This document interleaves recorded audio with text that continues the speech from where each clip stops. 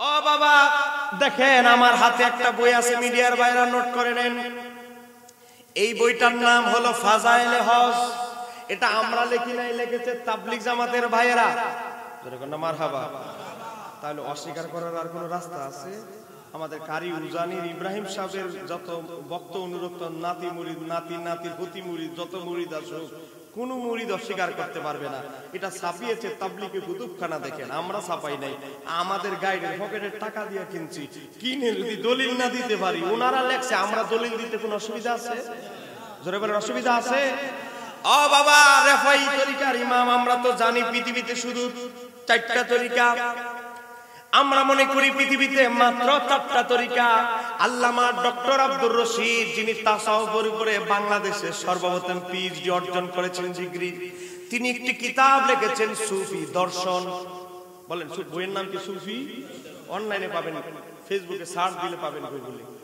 এই সুফি দর্শন বইয়ের মধ্যে তিনি উল্লেখ করেছে পৃথিবীতে হক্কানি প্রায় 360টা তরিকার ইমাম পৃথিবীতে গজায় গিয়েছেন, অতিবাহিত হয়ে গেছেন। যেরকম না মারহাবা। ও বাবা, ইমাম রেফাই তরিকার ইমাম, যিনি আওলাদে রাসূল ছিলেন, নবীর বংশধর ছিলেন, যেরকম না সুবহানাল্লাহ, তিনি গেলেন হজ করতে। হজ করতে গিয়ে মক্কা থেকে মদিনায় গেলেন। মক্কা থেকে যখন মদিনায় গেলেন, তিনি কিছু নবীর শানে নাতে রাসূল লিখেছেন। নাতে রাসূল গুলো এই যে দেখেন আরবিতে, এই যে দেখেন আরবিতে এই পৃষ্ঠা দেখতে পাচ্ছেন, এই পৃষ্ঠা দেখতে পাচ্ছেন। নাতে রাসূল গুলো অনেকগুলো, মাত্র এখানে 4 কলি উল্লেখ করা হয়েছে। এই নাতে রাসূল গুলো আমার নবীর রওজা মোবারকের সামনে পড়া শুরু করলেন। যেরকম না সুবহানাল্লাহ। ও বাবা, আশিকদের ডাকে আমার নবী সাড়া দিতে পারে কি পারে না? তোর বলেন, পারে কি না?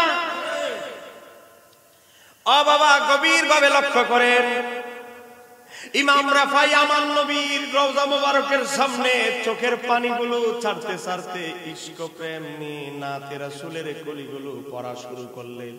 আল্লাহর হাবিব তার নাতে রাসূল শুনে আল্লাহর হাবিব আর শান্ত থাকতে পারলেন না। আল্লাহর হাবিব তার ডান হাত মোবারকটা রওজা শরীফ থেকে বের করে দিলে। আর একটু বলেন আল্লাহু আকবার।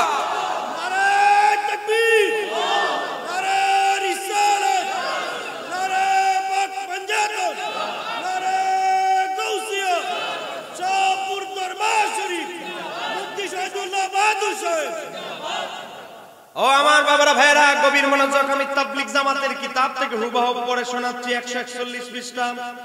হযরতে রেফাই রাহমাতুল্লাহ আলাইহি তাহা চুম্বন করিয়া দন্ন হন। হযরত ইমাম রেফাই নবীজির হাত মোবারকে চুমু খাইতে থাকে। তারপরে এখানে শেষ বলা হয়, কয় ইতিহাসে আছে, সেই সময় মসজিদে নববীতে 90,000 লোকের সমাগম ছিল। 90,000 লোক একসাথে জড়ো হয়ে গিয়েছিল ঘটনার সময়। জোরে কন্যা সুবহানাল্লাহ। সেখানেই শেষ নয়, সকলেই বিদ্যুতের গতিতে বিদ্যুতের মতো হাত মোবারকে চুমু খাইতে থাকে। আল্লাহু আকবার।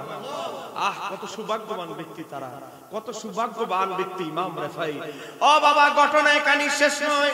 তাবলিগ জামাতের বইয়ের কিতাবের মধ্যে আছে, তাদের মধ্যে মাহবুবে সুবহানী হযরত আব্দুল কাদের জিলানী রাহমাতুল্লাহ আলাইহি অন্যতম ছিল। আরেকটু জোরে করেন না। এখন আপনারা আমাকে একটু বলেন, গাউসু পাকের যদি আকীদা হয় এটা, ইমাম রেফাই আওলাদে রাসূল, গাউসু পাক যেমন আওলাদে রাসূল, ইমাম রেফাই আওলাদে রাসূল, তাহলে ইমাম রেফাইও যদি আওলাদে রাসূল, গাউসু পাক আওলাদে রাসূল, তারা দুইজন প্র্যাকটিক্যাল দেখলো, লক্ষ লক্ষ মানুষ দেখলো আমার নবী জিন্দা হায়াতুন নবী, এবং তিনি চাইলে রওজা শরীফ থেকে ইট পাটকেল এগুলো কিছু না। আরে আমার নবী যখন ধাক্কা দেয়, পৃথিবীর পূর্ব আর পশ্চিম নাই, কথা কন না, কথা ঠিক কি না? তাহলে আমার নবী কি, তারপরও যারা বলবে নবী মরা নবী, তাদের ঈমান আছে? তাদের কলবে কি নবীর মহব্বত আছে? ও বাবা, একটা জিনিস আজকের মাহফিল থেকে শিখে যান। আমি বেশি লম্বা চড়া করব না, শেষ করে দিচ্ছি। একটা মেসেজ আজকে শিখে যান। আজকে আমাকে বিষয় দেওয়া হয়েছে নবীর ইলমে গায়েব। দেখেন, কিতাবের নাম আল কামিল ফি তারিখ, লিখেছেন ইমাম ইবনে আসির। কিতাবটা এখন থেকে প্রায় 800 বছর আগের লেখা। সূরা কন্যা মারহাবা। একজন জালেম বাদশা ছিল, তার নাম হলো হাজ্জাজ বিন ইউসুফ। এই হাজ্জাজ বিন ইউসুফ এমন একজন জালেম ছিল বাবা, তার বিরুদ্ধে কেউ কথা বললে জিন্দা থাকতো না। এর বিরুদ্ধে কথা বললেই শেষ, রাতের বেলা ঘুম, বিনা অপরাধে ফাঁসি। আপনারা কি বিরক্ত হচ্ছেন? আমি কি আর আধা ঘন্টা চলবে আমার আলোচনা? বাইরে যারা আছেন, আরে বাবা ফেসবুক টিপতে টিপতে কত রাত চলে যাও। আবার আজকে হইলো ভালোবাসা দিবস, আজকে তো এরা ঘুমানোর কথা না। আজকে কি ভাষা দিবস? আজকে নাকি এদের ভালোবাসা দিবস। ও বাবা, পৃথিবীতে একজন ইমানদারের জন্য সবচেয়ে প্রিয় মানুষ কে বলেন তো? আল্লাহর হাবিব। জোরে বলেন কে? একজন ইমানদারের জন্য আল্লাহর হাবিবের চাইতে প্রিয় আর কেউ হতে পারে? জোরে বলেন হতে পারে? ও বাবা, আজকে যদি ভালোবাসা দিবস সত্যি তুমি মনে করো ভালোবাসা দিবস, তাহলে নবীর মহাব্বতে 200 বার দুরূদ শরীফ পড়ে চোখের পানিগুলো ছেড়ে বলো, ইয়া রাসূলুল্লাহ, ইয়া হাবিবাল্লাহ, আজকে নাকি ভালোবাসা দিবস। ও ইয়া রাসূলুল্লাহ। যুবকরা মেয়েদেরকে প্রপোজ করে ভালোবাসার কথা বলে, আই লাভ ইউ বলে, ও ইয়া রাসূলুল্লাহ, ইয়া হাবিবাল্লাহ, আমি শতবার দুরূদ পড়ে, ও নবী আপনার আপনি আমাকে ভালোবাসবেন, আমি যে আপনাকে ভালোবাসি, ভালোবাসার স্বীকারোক্তি দিবেন, শনাক্ত করবেন, সার্টিফাই করবেন। ও ইয়া রাসূলুল্লাহ, সেই অপেক্ষায় আমি আছি। ও বাবা, মহব্বত করে যদি কোনো আশিক নবীকে ডাক দেয়, নবী সাড়া দেওয়ার ক্ষমতা আমার নবীর আছে না নাই? জোরে বলেন আছে না নাই? একটা ঘটনা মনে পড়ে গেল ভালোবাসা দিবসের কথা। যারা যুবকরা বলো একটু মনোযোগ দিয়ে শোনো। হাজ্জাজ বিন ইউসুফ একজন তাবিকে বিনা অপরাধে ফাঁসির হুকুম দিল। শুধু তার বিরুদ্ধে, তার অন্যায়ের বিরুদ্ধে কথা বলার কারণে লোকটাকে ফাঁসির হুকুম দিল। আগামীকাল সকাল 10টায় তোমার ফাঁসি। হাজ্জাজ বিন ইউসুফকে জানেন, উমাইয়া একজন গভর্নর, যার শাসন আমলে জের জবর, যে কোরআনে আমরা জের জবর দেখি, জের জবর দিয়ে পড়ি, জের জবর দেওয়া হয়েছিল কোরআনুল কারীমে। ও বাবা, হাজ্জাজ বিন ইউসুফ এমন একজন পাষণ্ড ব্যক্তি ছিল যে এজিদের পরে পৃথিবীতে যদি কোনো জালেম লোক থাকে সে ছিল হাজ্জাজ বিন ইউসুফ। জোরে কন্যা নাউজুবিল্লাহ। গভীর মনোযোগ, 5টা মিনিট মনোযোগ দিয়ে ঘটনাটা শুনতে হবে। ওই লোকটা যখন তাকে ফাঁসির হুকুম দেওয়া হলো, আগামীকাল সকাল 10টা ফাঁসি, সন্ধ্যা হয়ে গেল, রাত বাকি আছে, শুধু তার জীবনে বাকি আছে সময় 1 রাত। ধরে বলেন কয় রাত? সকালবেলা তার ফাঁসি। ওই লোকটা নিয়ত করলো, জীবনে তো অনেক যতটুকু সম্ভব পেরেছি, ইবাদত বন্দেগী করেছি, আমার জীবনে মাত্র হায়াত আছে 1টা রাত। ও আল্লাহ, আজকে সারা রাত ফাঁসির মঞ্চে ঝুলার আগ পর্যন্ত আমার ডিউটি হবে একটা, সেটা হলো আমি আল্লাহর হাবিবের প্রতি শুধু দরুদ ও সালাম পড়তে থাকবো। ওই ব্যক্তির আকীদা, পৃথিবীর বাদশা শাসক, আমার পক্ষে কোনো বাদশা না থাকতে পারে, মন্ত্রী না থাকতে পারে, আমার পক্ষে যদি আমার বউ, পুত্রবধূ, ছেলে সন্তানও যদি আমার পক্ষে না থাকে, পৃথিবীর সমস্ত মানুষ যদি আমার বিরুদ্ধে চলে যায়, একমাত্র আল্লাহর হাবিব যদি আমার পক্ষ থাকে, তাহলে আমার কোনো ভয় নাই, চিন্তা নাই। ওই লোকটা চিন্তা করলো, ফাঁসির মঞ্চে যাওয়ার আগ পর্যন্ত আমি শুধু নবীর প্রতি দুরুদ ও সালাম পড়তে থাকবো। সকালবেলা তো কি ফাঁসি, দুরূদ শরীফ পড়া শুরু করলো, গোটা রাত দুরূদ পড়লাম। ফাঁসির মঞ্চে উঠিয়ে দেওয়া হলো। ফাঁসির মঞ্চে যখন উঠানো হলো, ও বাবা, তক্তা কাঠের উপরে দাঁড়িয়ে ফাঁসির মঞ্চে যখন উঠিয়ে দেওয়া হলো, রশিটা লাগায়া তক্তাটা লাথি মেরে জল্লাদ যখন ফেলে দিল, ফাঁসির রশিতে ঝুলে গেল। ওই মুহূর্তে দেখে কে যেন একজন লোক তীর নিক্ষেপ করে ফাঁসির রশিটা ছিন্ন ভিন্ন করে দিয়ে ওই প্রিয় আল্লাহর হাবিবের প্রিয় উম্মতকে নিচে ফেলে দিয়েছে। জোরে বলেন আল্লাহু আকবার। জল্লাদ বাঁকা করে দেখে, কে এমন, কার সাহস? হাজ্জাজ বিন ইউসুফ যাকে মৃত্যুদণ্ড দিয়েছে, কার এমন সাহস যে হাজ্জাজ বিন ইউসুফের হুকুমের আসামিকে বাঁচিয়ে দেয়? তার এত বড় কলিজাকে তাকায়া দেখে জল্লাদ, যেই হাজ্জাজ বিন ইউসুফ বিনা অপরাধে লোকটাকে মৃত্যুদণ্ড দিয়েছে, সেই হাজ্জাজ বিন ইউসুফ নিজেই তীর মেরে তাকে মুক্তি করে দিয়েছে। সে হাজ্জাজ বিন ইউসুফ নিজেই তাকে মুক্ত করে দিল। ও বাবা, গভীর মনোযোগ। জল্লাদ বলতে লাগলো, আমির, আপনি নিজে তাকে হুকুম দিলেন, আবার নিজেই বাঁচাই দিলেন, ঘটনা কি? হাজ্জাজ বিন ইউসুফ ছিল বদরাকি, বদমেজাজি। সে বলল, আমি তোর চাকর না, তুই আমার চাকর। জল্লাদ করি, বাবারে মাফ চাই, না আমি আপনার চাকর। আরেকটা কথা যদি কস, এর পরিবর্তন তোরে ফাঁসি দিব। জল্লাদ দেখো, বাবারে বাবা, আমার জীবন বাঁচায় দিছে এক দেউ। বাবা, হাজ্জাজ বিন ইউসুফ একজন জালেম নিষ্ঠুর প্রকৃতির লোক। হাজ্জাজ বিন ইউসুফ যে আল্লাহর হাবিবের যে আশেকটাকে বাঁচিয়ে দেওয়ার পরে আল্লাহর হাবিবের আশেকের গলা থেকে রশিটা খুলে আমি আমার ভাইকে যেভাবে ধরলাম, হাজ্জাজ বিন ইউসুফ ওই লোকটাকে ধরে একটা কর্নারে নিয়ে গেলেন, জনসমাবেশ থেকে আলাদা নিয়ে গেলেন।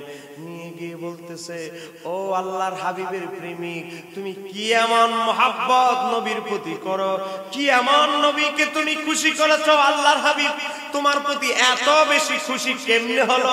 কি আমলের মাধ্যমে, কি এমন বন্দেগী তুমি করো, কি এমন জিনিস তুমি করেছো? আল্লাহর হাবিব রওজা শরীফ থেকে তোমাকে ভুলে নাই। জোরে বলেন আল্লাহু আকবার। হাজ্জাজ বিন ইউসুফ যখন এই কথা বলল, ওই ব্যক্তি আল্লাহর হাবিবের আশেক, সে বলতে লাগলো, হাজ্জাজ আমি বলবো একটা কন্ডিশনে, একটা শর্তে। শর্তটা হচ্ছে আল্লাহর হাবিব আমাকে ভালোবাসে, এত ভালোবাসে তুমি কেমনে বুঝলে? কেন আমাকে মুক্ত করে দিলে? ও বাবা, গভীর মনোযোগ। হাজ্জাজ বিন ইউসুফ বলে, আমি তাহাজ্জুদের সময় ঘুমিয়ে রইলাম, যখন তাহাজ্জুদের ওয়াক্ত যখন হয়ে গেল, তাহাজ্জুদের ওয়াক্ত যখন হয়ে গেল, আমি দেখি আমার ঘরে আল্লাহর হাবিব তাশরিফ এনেছে। আল্লাহর হাবিবের চেহারা আনোয়ারটা একটা কালো কাপড় দিয়ে ঢেকে রেখেছে। আল্লাহর হাবিব তার চেহারা আনোয়ার আমি হাজ্জাজকে দেখাচ্ছে না, কারণ আমি খারাপ মানুষ। ও আল্লাহর বান্দা, আল্লাহর হাবিব একটা চাবুক নিলেন, চাবুক নিয়ে আমার গায়ে কঠিন ভাবে আঘাত করতে লাগলেন, আর বললেন, তুই অসংখ্য মানুষের উপরে নির্যাতন করেছিস, আমার একটা গরিব নিরহ আশেক উম্মতকে কেন বিনা অপরাধে ফাঁসির হুকুম দিয়েছিস?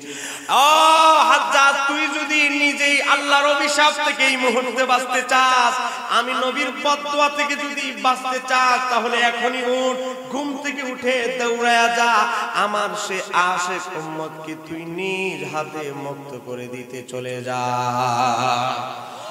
ঠিক করতে পারেন আল্লাহু আকবার।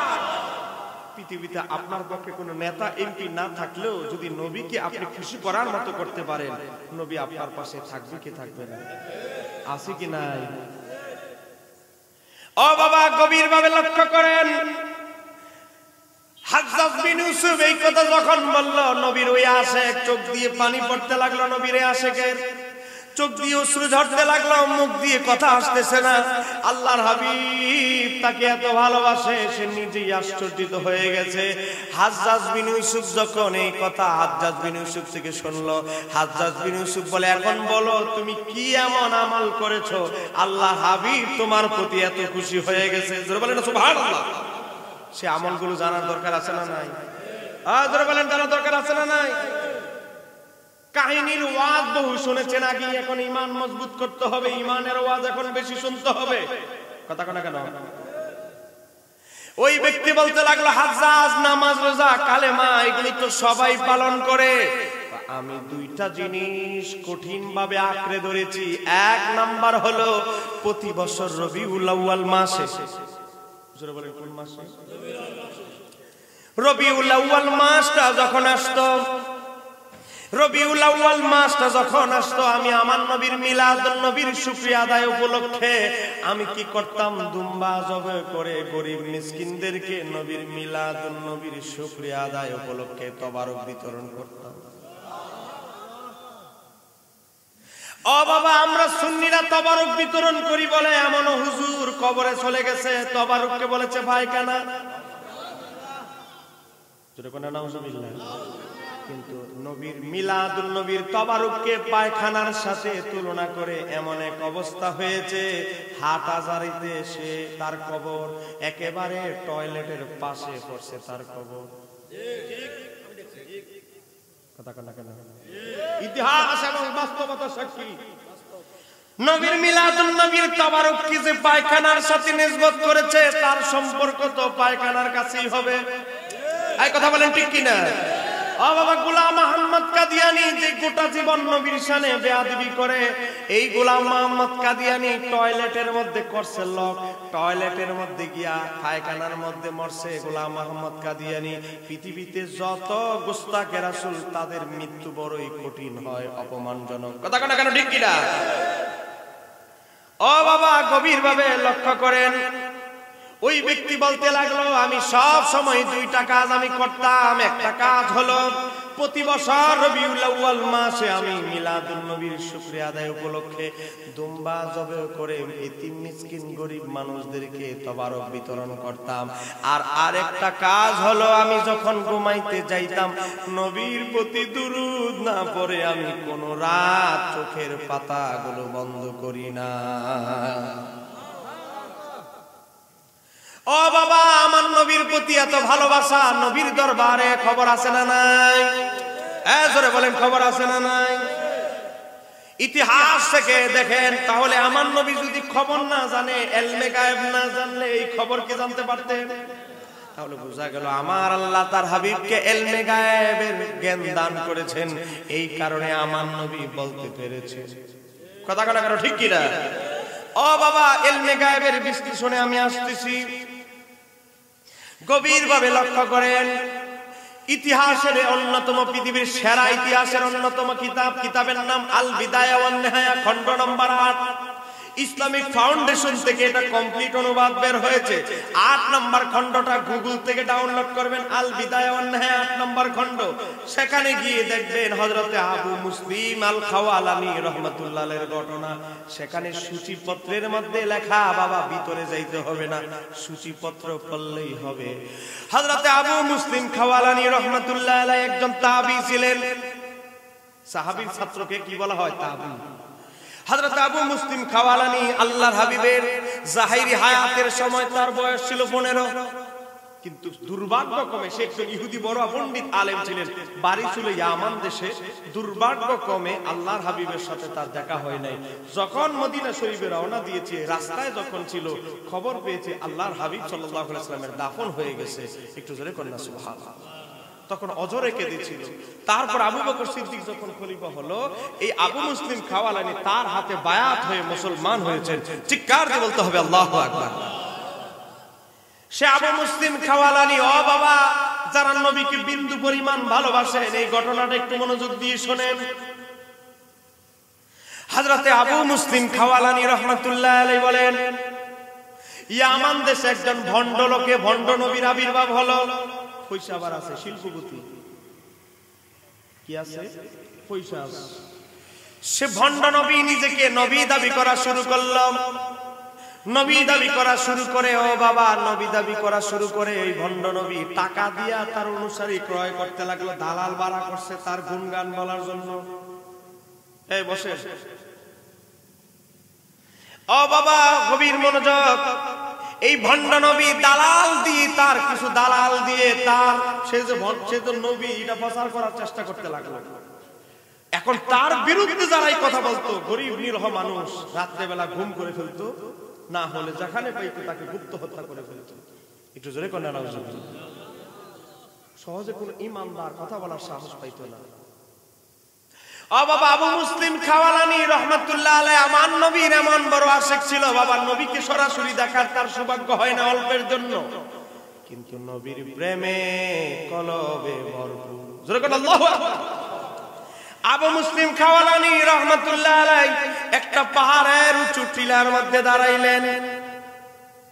আবু মুসলিম খাওয়ালানী রাহমাতুল্লাহ আলাইহি একটা উঁচু জায়গার মধ্যে দাঁড়াইলেন। একটা উঁচু, মনে করেন এটা একটা বাজার, বাজারের মধ্যে একটা পাথর বা একটা উঁচু জায়গা আর কি, এই জায়গাটার মধ্যে দাঁড়ালেন। দাঁড়িয়ে আবু মুসলিম খাওয়ালানী বলতে লাগলো, ইয়া আইয়ুহান নাস, হে মানুষেরা, লোকজন শোনো, আমার নাম আবু মুসলিম খাওয়ালানী। আমি নবীর কোন সাহাবী হওয়ার সৌভাগ্য আমি অর্জন করতে পারি নাই। আমি একজন তাবী।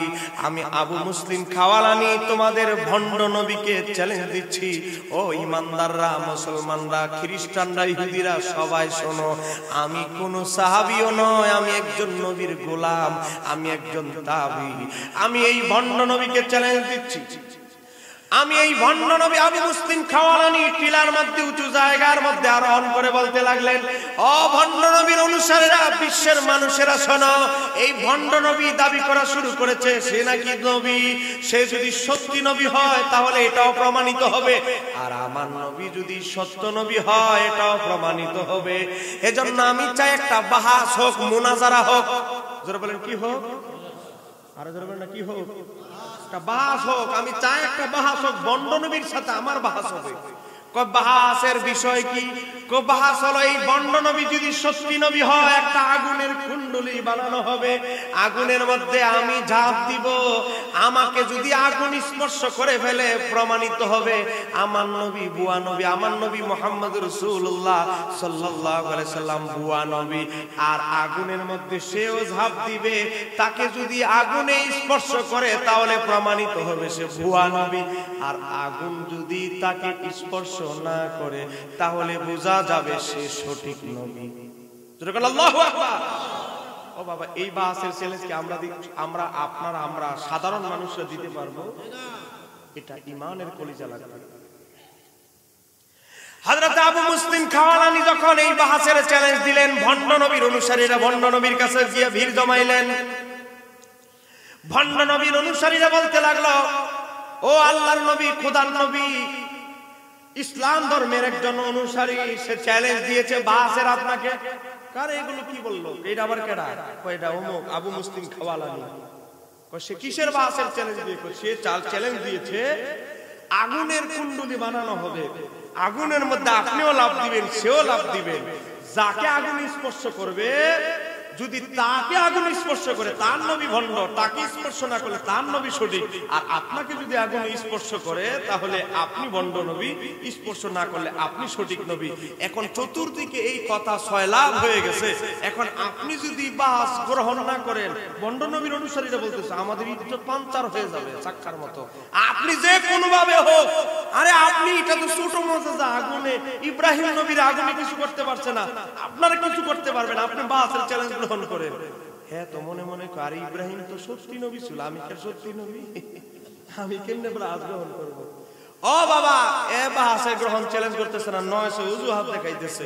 গোটা ইয়ামান দেশে এই খবর যখন ছড়িয়ে ছিটিয়ে গেল, বন্ড নবীর অনুসারীরা কয়, হয় আপনি বাস গ্রহণ করবেন, না হলে আপনার মাইরে লাগবে।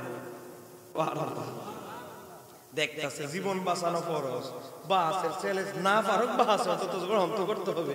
সে বলে আচ্ছা আচ্ছা ঠিক আছে, বাসের চ্যালেঞ্জ গ্রহণ করব, তবে শর্ত হচ্ছে আগে মুসলমান আগুনে ঝাঁপ দিতে হবে।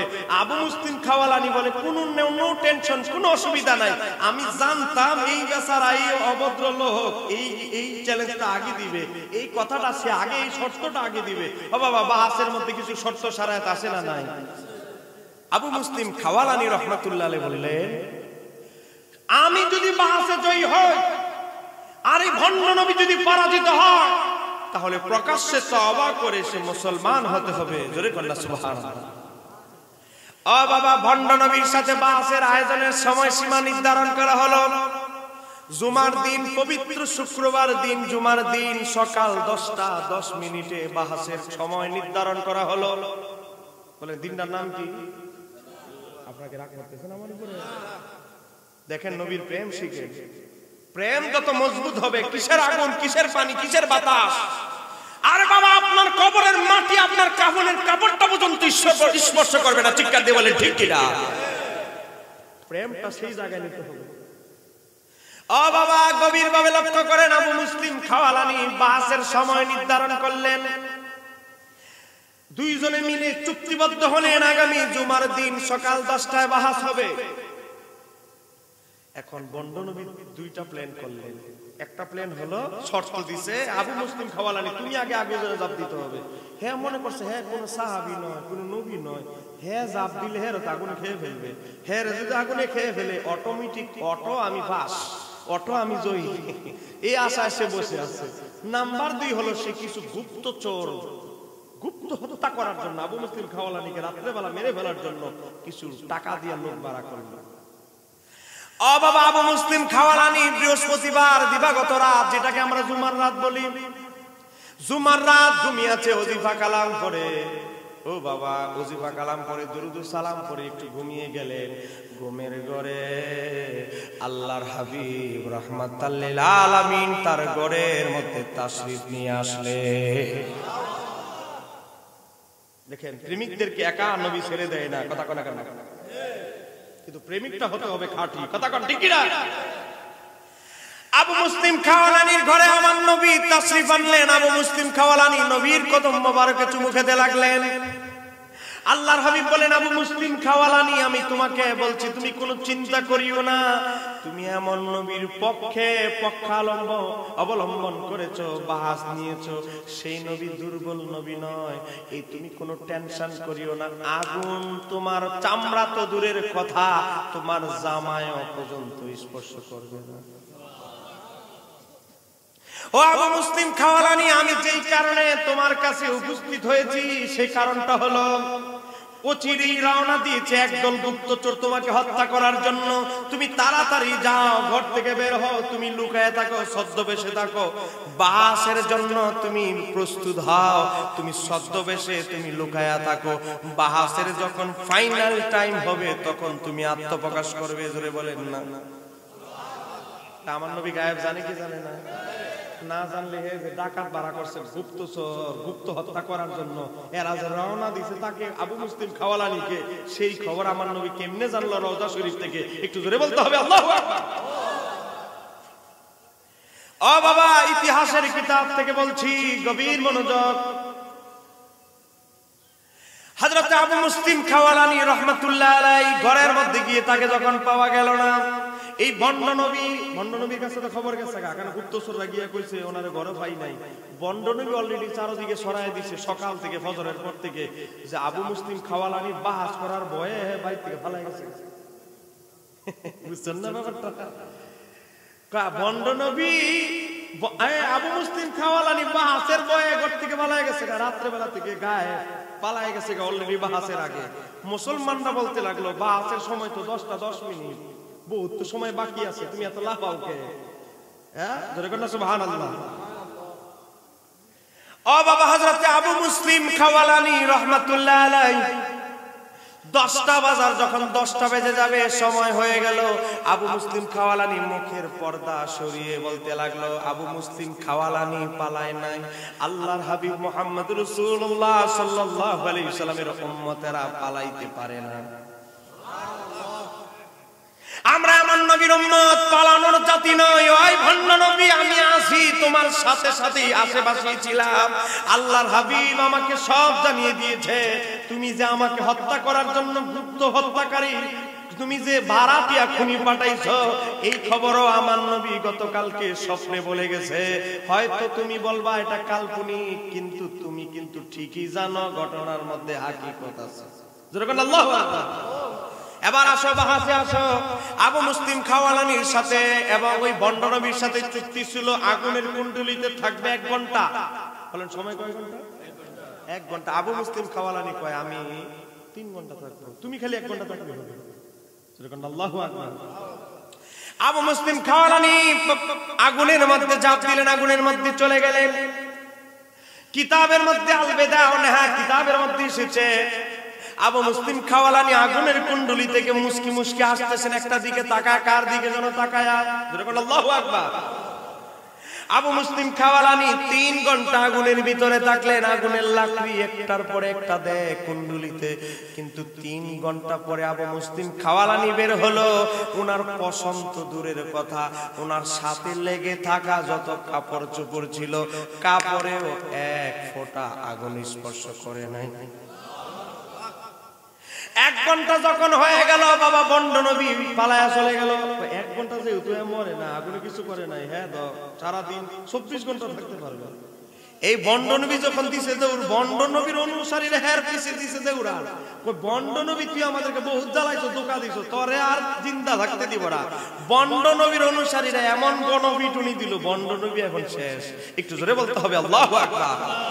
এই খবর চলে গেল আমিরুল মুমিনিন হযরত ওমরের দরবারে। তখন হযরত ওমর রাদিয়াল্লাহু তাআলা খলিফা, হযরত ওমর রাদিয়াল্লাহু তাআলার দরবারে চলে গেলেন। হযরত ওমর রাদিয়াল্লাহু তাআলা চিঠি লিখলেন, কার বরাবর? আবু মুসলিম খাওয়ালানির বরাবর। ও আবু মুসলিম খাওয়ালানি, আমি আমিরুল মুমিনিন ওমর বলছি, আমি তোমাকে মেহমানদারির দাওয়াত দিচ্ছি মদিনায়, তুমি ইয়ামান দেশ থেকে তুমি আমার মেহমানদারি গ্রহণ করো। জোরে করে না। হযরত ওমরের মতো জলিল কদর সাহাবী, ইসলামের দ্বিতীয় খলিফা, মেহমানদারি দাওয়াত দিলেন।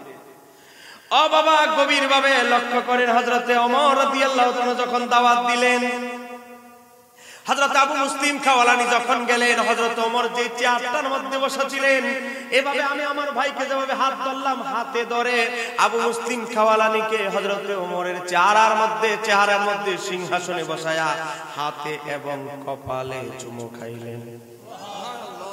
চুমু খাওয়ার পরে হযরত আবু মুসলিম খাওয়ালানি রাহমাতুল্লাহ আলাইহি বললেন, আবু মুসলিম খাওয়ালানিকে হযরত ওমর বললেন, ও আবু মুসলিম খাওয়ালানি, আমি আল্লাহর দরবারে সব সময় শুকরিয়া আদায় করি, তোমার কথা স্মরণ হলে। হাত তুলে হযরত ওমর বলতে লাগলেন, আল্লাহ, ও আমার আল্লাহ, তোমার দরবারে শুকরিয়া। ও আল্লাহ, তুমি আমাদের নবীর উম্মতের মধ্যে এমন লোককে এমন ভালোবাসা দেখিয়েছো, এমন সম্মান তুমি দেখিয়েছো। ইব্রাহিম পয়গম্বরের সাথে আল্লাহ তুমি যেই ব্যবহার করেছো, আমার হাবিবের, আল্লাহর হাবিবের উম্মতের সাথেও তুমি সেই আচরণ করেছো। এই কারণে আলহামদুলিল্লাহ তোমার দরবারে শুকরিয়া আদায় করতেছি। আরেকটু জোরে বলেন সুবহানাল্লাহ। ও বাবা, তাহলে নবীকে যদি ভালোবাসেন, নবীর পক্ষে যদি আপনি যুদ্ধে নামেন, পৃথিবীর কোন এমপি মন্ত্রী কেউ আপনার পাশে না থাকুক, আল্লাহর হাবিব আপনার পাশে আছে না নাই? জোরে বলেন আছে না নাই? ও বাবা, আজকে মাদ্রাসা, আলিয়া মাদ্রাসায় আরবি সাহিত্যে একটা কবিতা পড়া হয়, কাসিদায়ে বুরদা, চাদরের কবিতা। বলেন কিসের কবিতা? আপনারা কি ঘুমায় গেছেন নাকি? নাকি রং সাদিতে হবে?